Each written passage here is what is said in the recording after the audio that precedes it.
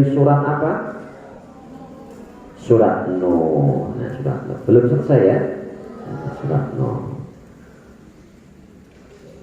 Kita akan lanjutkan besok, kita akan mencoba dari surat Al-A'raf. Surat Al-A'raf supaya kita paham ya kesamaan ayatnya. Ada beberapa tendensi ayat yang mirip atau hampir sama. Ayat 59 kita cari. Ada yang bawa Al-Quran? Bisa dibuka. Ayat 59.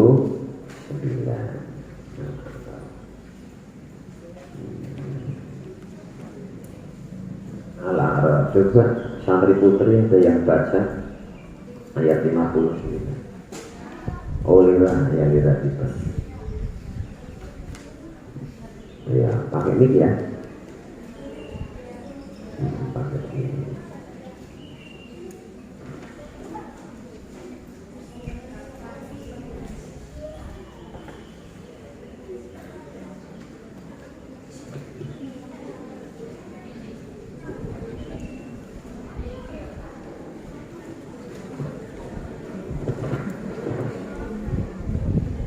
Dibaca. Siap santri putra baca. Dua ayat saja. Ya. A'udzu billahi minasy syaithanir rajim.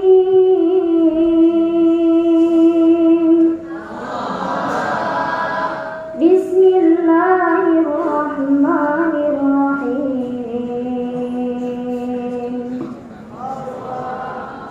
Laqad arsalna Nuhan ila qaumihi faqala ya qaumi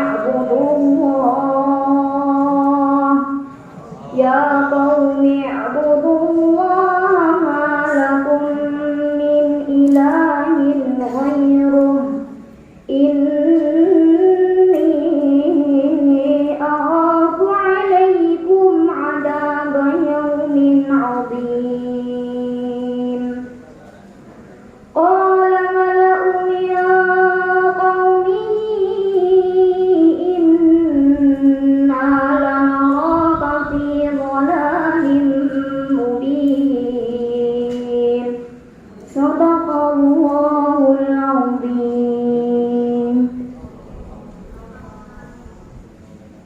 Ayat 7. Jadi santri putra. Jadi sudah dibaca. Laqad arsalna Nuhan ila qaumihi faqala ya qaumi ibudullaha ma lakum min ilahin ghairuh inni akhafu 'alaikum adzab yaumin 'adzim. Laqad arsalna yakti teman-teman wis ngutus sapa ingsun Allah Nuhan ing Kanjeng Nabi Nuh ila qaumihi maring kaume Kanjeng Nabi. Faqala lan ngendika sapa Kanjeng Nabi Nuh, ya apa-apa.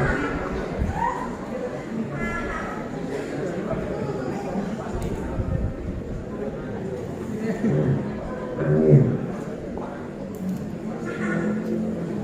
Lah saya ulangi, lakot yakti teman-teman arsalna wis ngutus sapa ingsun Allah Nuhan ing Kanjeng Nabi Nuh ila qaumihi maring kaume Kanjeng Nabi. Faqala lan ngendika sapa Nabi Nuh ya qaumi kaum ingsun ubudullah padha nyembah sira kabeh Allah ing Gusti Allah. Malakum min ilahin ghairu. Malakum ora patut lakum kedue sira kabeh min ilahin setengah saking pangeran ghairu kang sak liyane Gusti Allah. Ini setuhune ingsun akhafu khawatir khawatir tawati sapa ingsun alaikum ing atase sira kabeh azab yaumin ing azab yaumin azim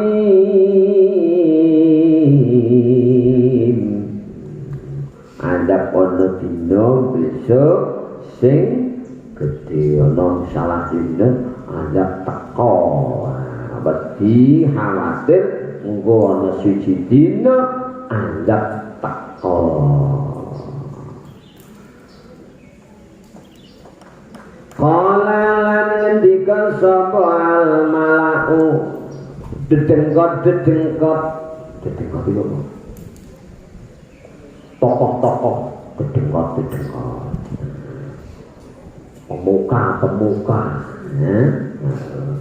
min qaumihi setengah saking kaume Kanjeng Nabi Nuh inna stune kita kabeh lan naraka yakti teman ningali sapa kita ka ing sira Nuh fi dhalalim mubin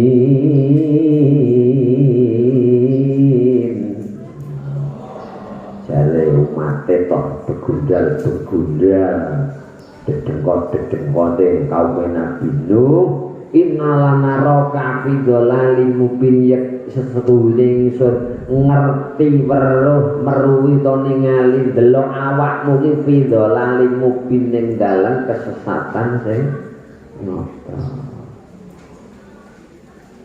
Santri halo santri putra masih hidup santri putri masih bernafas. Alhamdulillah. Tak takutnya kok nggak ada suara. Tokoh-tokoh kaum pemuka kaumnya Nabi Nuh ketika diajak oleh Nabi Nuh, ya qaumi ibudullah. Allah telah mengutus Nabi Nuh kepada kaumnya dan Nabi Nuh berkata di hadapan kaumnya, ubudullah, menyembahlah kamu semuanya kepada Allah, malakum min ilahin ghairuh, karena tidak pantas kamu itu kok punya Tuhan selain Allah, kata Nabi Nuh. Kata Nabi Nuh, ini akhafu alaikum azab yaumin azim, aku takut nanti suatu hari kamu ditimpa azab malapetaka yang besar. Kata Nabi Nuh begitu. Aku khawatir kalau kamu nggak menyembah kepada Allah. Kekhawatiran Nabi Nuh ini sudah menjadi satu hal yang pantas. Karena apa? Ayo, ada yang bisa jawab. Karena apa? Karena apa? Karena pembangkangan kaumnya Nabi Nuh adalah mempersekutukan atau kita kenal dengan istilah musyrik atau perbuatan syirik. Mulai Nabi Adam Idris ini jangka waktu dari Nabi Idris sampai Nabi Nuh ini ribuan tahun. Asrah kurun.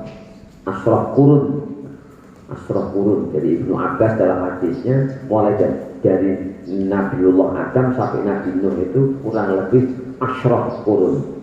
Nah, asrah kurun, sakurun itu 100 tahun. Berarti kira-kira 1000 tahun. Satu generasi kehidupan itu 100 tahun. Ini kalau generasi kita ya 100 kira-kira gitu. Tapi kalau generasi Nabi Nuh kan lebih, ada yang 300, 900. Kalau dianggap saja kita ambil generasinya separuhnya Nabi Nuh 500 tahun. Kalau 500 kali 10 berapa? Berapa? 5.000 tahun itu. Bisa jaraknya 5.000 tahun dari Nabi Nuh sampai Nabi. Ngeri itu ya, panjang karena umurnya memang panjang. Padahal rentetan ya nasabnya sangat dekat, tapi karena hidupnya panjang-panjang seperti kita, akhirnya kita ini dengan kakek-kakek kita jauh, padahal ya tahunnya nggak seberapa, paling 300 tahun, tapi sudah ke berapa ya, sudah jauh sekali sehingga nggak mengenali. Nah ini kekhawatiran Nabi Nuh karena apa? Umatnya Nabi Nuh adalah salah satu umat yang mulai berdosa besar, yaitu mempersekutukan Allah. Dulunya nggak ada perbuatan syirik, nggak ada, semuanya beribadah kepada Allah. Nah dimulai iblis menggoda, ada ya 5 tokoh orang soleh yang hidup sebelum Nabi Nuh, itu orang soleh. Setelah Nabiullah Idris kesini keturunannya ada 5 orang yang soleh, ahli ibadah. 5 orang ini meninggal mati. Siapa 5 orang? Nanti di ayat berikutnya kita kasih jawaban ya. 5 orang ini adalah orang-orang yang soleh. Untuk mengingat 5 nenek moyangnya yang soleh ini, supaya iblis ini menyuruh membuat patung. Wah, iblis mulai ini ya, iblis bikin patung untuk mengenang jasa ya. Sekarang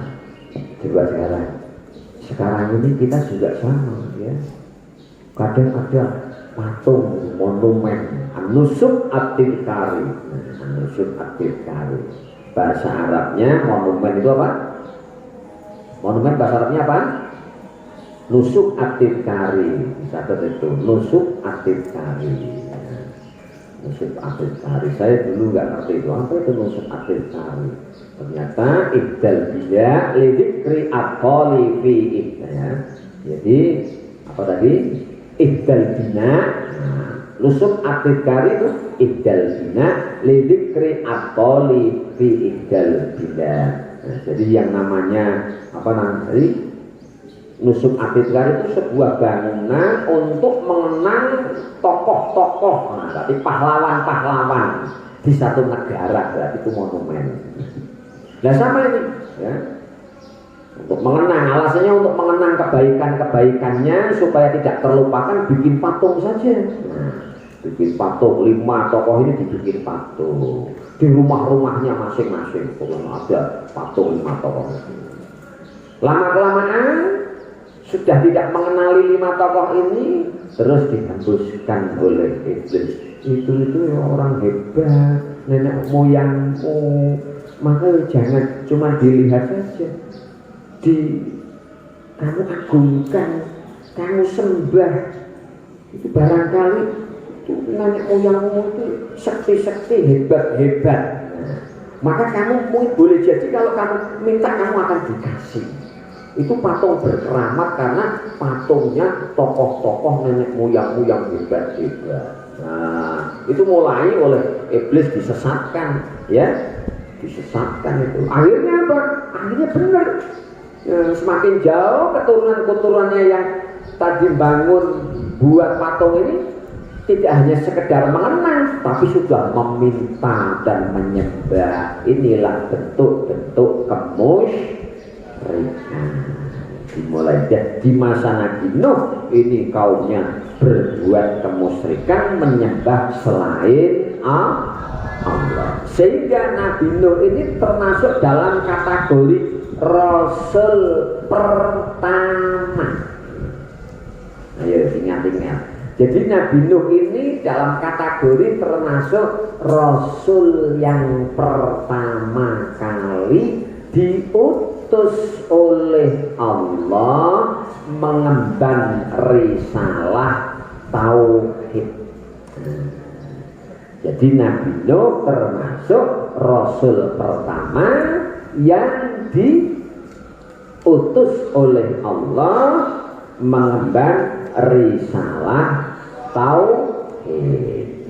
Jadi Nabi Nuh termasuk Rasul kategori Rasul pertama. Kok kategori Rasul pertama? Sebabnya apa? Loh, sebabnya Nabi Adam, anak turunannya masih kenal Tuhannya Allah, mengabdi dan beribadah kepada Allah. Sampai Nabi Idris juga begitu, ya, masih mengenali Tuhannya yaitu Allah. Cuman maksiatnya, dosanya paling membunuh kok maling, ya, membunuh itu. Obil membunuh, memperkosa, maling, berantem gitu, dosa-dosanya gitu, ya. Umpamanya dosa melihat aurat itu ya satu orang melihat satu orang kesempatannya, nggak seperti sekarang gara-gara teknologi satu melihat difoto jadi dibagikan ke 1000 orang lihat semuanya, dosa semuanya, ya kan? Lah yang mengirimkan itu dosanya dapat berapa kali. Maka jangan coba-coba kamu suka mengirimkan hal-hal yang tidak baik di medsos. Medsos adalah sebuah alat yang sangat strategis mendulang dosa. Hati-hati. Medsos adalah sebuah alat yang sangat potensial dan strategis mendulang dosa. Jadi kamu bisa panen dosa gara-gara ini. Alat yang satu itu apa? Handphone. Ya, tetapi dengan HP kamu juga bisa mendulang pahala sebanyak-banyaknya. Konten bagus, dakwah bisa. Pilih kesono kemari, kesono kemari. Pahala itu, apalagi kok mau like and subscribe.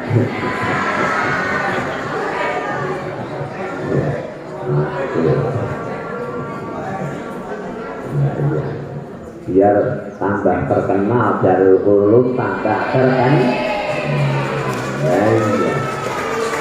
Lah yang mau kenalkan siapa kalau tidak kita kenalkan? Kamu tak suruh memperkenalkan mau dari ulum. Ya, dikenalkan, makanya kamu bantu saya. Saya ikut memperkenalkan Darul ya. Sekarang generasi saya memperkenalkan. Besok ya seterusnya begitu. Ada orang-orang yang akan meneruskan, ya. Melalui medsos ini kita bisa juga mendulang pahala. Sebaliknya juga bisa mendulang dosa. Sampai sini sudah ada, kita batasi ada. Tadi berapa ayat tadi?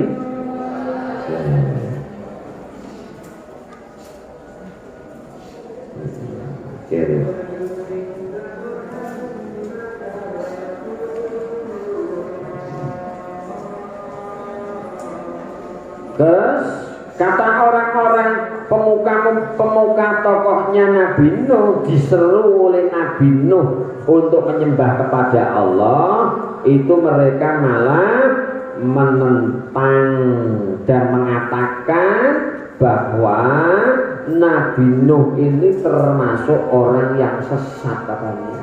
Aku tuh melihat kamu itu aneh loh, orang sesat kamu, aku nggak mau ikut-ikut kamu sesat. Wong kami ini sudah lama menyembah nenek moyang kita melalui patung. Loh kok suruh menyembah Tuhan yang tidak kelihatan? Kamu tuh orang kesasar. Jadi Nabi Nuh dianggap sesat. Wong kita sudah punya Tuhan jelas ada 5 ini. Nenek moyang kita ini sudah kita kenali, di rumah-rumah kita sudah ada. Kita sudah punya Tuhan dari dulu. Lah kok kamu kok sekarang mengadakan Tuhan baru? Tuhanmu nggak kelihatan. Ya. Bentuknya kayak apa saya belum kenal, suruh nyembah, saya suruh ikut kamu, suruh iman, nyembah. Nah Tuhan kayak apa? Kotak apa bulat apa lonjong, saya nggak ngerti. Ini kan ngece ya. Kamu itu orang sesat, malah menuduh Nabi Nuh sesat. Nah, terus besok laki-laki yang baca ya selanjutnya.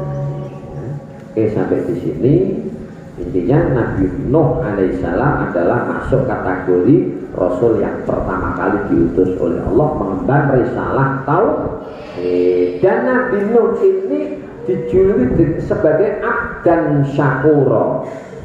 Nabi Nuh dijuluki sebagai abdan syakura, hamba yang pandai bersyukur. Padahal nih pakai ini santri ini itu yang menghadap ke sini, menghadap sana ke sini biar paham. Nabi Nuh kok mendapatkan gelar disebut abdan syakura. Ini lebih cocok kalau Nabi Nuh ini sebagai orang yang penyabar. Karena apa? 950 tahun ya usianya yang panjang berdakwah, mengajak kaumnya, umatnya bertauhid. Nabi Nuh tidak diperlakukan dengan baik, diolok, dihina, disakiti, diinjak-injak harga dirinya. Tapi Nabi Nuh tidak pernah marah. Lamanya 950 tahun hidup Nabi Nuh disakiti, tidak pernah membalas, tidak pernah balas dendam, nggak pernah sakit hati. Pantasnya berarti Nabi Nuh dijuluki orang yang sabar ya. Tapi kok kejuluk sebagai abdan syakura? Karena Nabi Nuh, apa jawabannya? Kenapa tadi pertanyaan? Kenapa Nabi Nuh kok disebut abdan syakura? Santri putra harus menjawab. Tadi saya sudah sampaikan prolog, tapi harus bisa melogikakan. Kenapa Nabi Nuh disebut abdan syakura? Nah, putri, santri putri,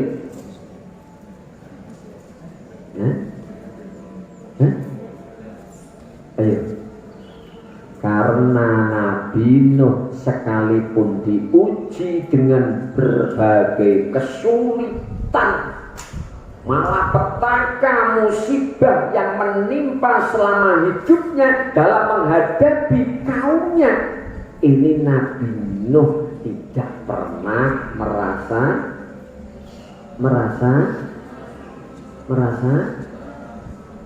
apa?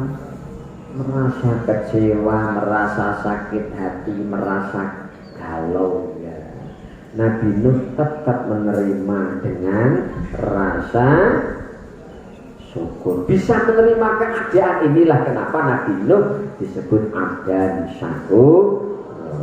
Dia bisa mensyukuri bukan nikmat, mensyukuri, menerima keadaan apapun yang menimpa pada dirinya. Makanya disebut abdan syukur. Ditambah memperoleh gelar ulul azmi karena memang cobaannya begitu berat dan begitu lama panjang. Sebagai seorang penyabar yang luar biasa, maka Nabi Nuh masuk tergolong nabi yang memperoleh gelar ulul azmi. Paham?